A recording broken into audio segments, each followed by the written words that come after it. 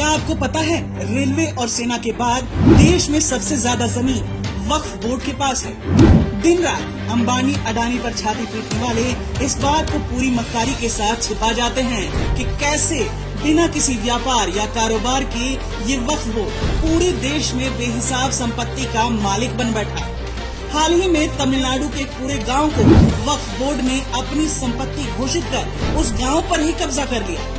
तमिलनाडु के तिरुचेंतुरई गांव में पूरी जमीन वक्फ की संपत्ति हो चुकी है। इसका खुलासा तब हुआ जब यहां के एक निवासी राजगोपाल ने अपनी जमीन बेचने की कार्रवाई आगे बढ़ाई।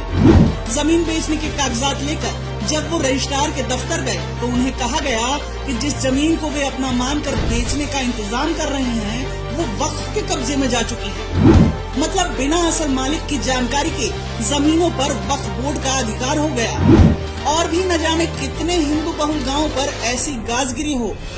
ऐसा कल को हमारे साथ भी हो सकता है।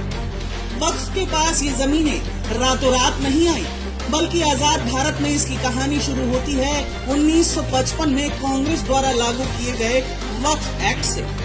तुष्टिकरण के लिए सुप्रीम कोर्ट के फैसले को बदलने वाली राजीव गांधी सरकार ने 1984 के समय वक्फ एक्ट को विशेषाधिकार दिए।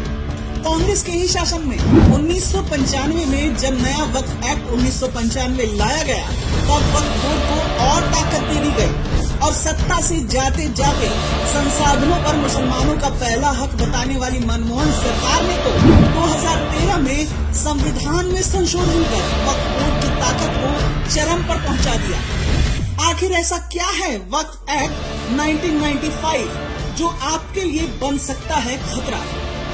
वक्फ पूर्ण रूप से एक मजहबी संस्था है जो मजहब की आड़ में भूमाफिया में परिवर्तित हो गई है। तुष्टिकरण में डूबी कांग्रेस ने वक्फ अधिनियम 1995 के तहत इसे कानूनी वैधता के साथ संवैधानिक मान्यता भी दे दी। 2009 में वक्फ बोर्ड के पास 4 लाख एकड़ की संपत्ति थी और 2020 में यह बढ़कर 8 लाख एकड़ हो गई। चलिए अब समझते हैं कि आखिर क्यों वक्फ एक्ट देश के लिए बहुत ही ज्यादा खतरनाक है।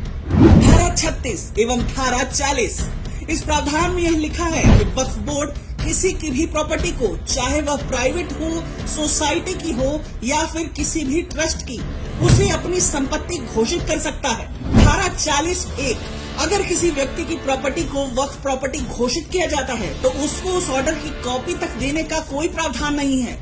मतलब आपको बिना बताए आपकी जमीन पर कब्जा हो जाएगा। धारा 28-29 के अनुसार वक्फ बोर्ड का जो ऑर्डर होगा उसका पालन स्टेट मशीनरी एवं डीएम को करना होगा।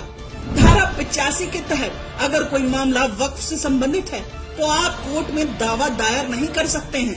वक्फ ट्रिब्यूनल ही इसकी सुनवाई कर सकता है। धारा 101 इसके अनुसार वक्फ बोर्ड के मेंबर पब्लिक सर्वेंट हैं। क्या किसी भी हिंदू संस्थान में मठाधीश, शंकराचार्य, पंडित को पब्लिक सर्वेंट माना गया है? वक्फ कानून 1995 के कारण ही वक्फ बोर्ड बहुत ताकतवर बन चुका है। कोई भी अल्पसंख्यक कहीं भी अवैध धार्मिक स्थल बना लेता है और एक अर्जी वक्फ बोर्ड में डाल देता है। बाकी काम वक्फ बोर्ड खुद करता है। यही कारण है कि पूरे भारत में वक्फ बोर्ड की दादागिरी से, धड़ल्ले से अवैध निर्माण बेरोक-टोक हो रहा है। मनमोहन सरकार ने वक्फ बोर्ड को बना दिया भूमाफिया। वक्फ बोर्ड द्वारा जमीन कब्जाने का षड्यंत्र 2013 के बाद तो और तेज हो गया है। 2013 में सोनिया मनमोहन सरकार ने वक्फ बोर्ड को अपार शक्तियां दे दी। सोनिया मनमोहन सरकार ने वक्फ कानून 1995 में संशोधन कर उसे इतना घातक बना दिया कि वह किसी भी संपत्ति पर दावा करने लगा है। वक्फ बोर्ड किसी भी संपत्ति को वक्फ संपत्ति घोषित कर सकता है, चाहे वह अवैध ही क्यों न हो। वोट बैंक की घटिया राजनीति के घटिया खेल ने वक्फ को अरबों की जमीन का मालिकाना हक दे दिया। खुद को सेकुलर कहने वाली कांग्रेस से मिली ताकत के दम पर वक्फ बोर्ड बहुत ताकतवर बन चुका है। वक्फ अधिनियम 1995 जैसे काले कानून के रूप में न सिर्फ भू जिहाद को बढ़ावा दिया जा रहा है, बल्कि इस संस्था को मिली ताकतों से भारत की जमीन पर समुदाय विशेष का वर्चस्व स्थापित किया जा रहा है। यही कारण है कि वक्फ कानून 1995 के विरुद्ध आवाज उठने लगी है। सर्वोच्च न्यायालय में दायर एक याचिका में वक्फ कानून 1995 के प्रावधानों को चुनौती देते हुए कहा गया है कि इस अधिनियम के बहुत प्रावधान ऐसे भी हैं जिनका धर्मनिरपेक्ष भारत में कोई स्थान नहीं है।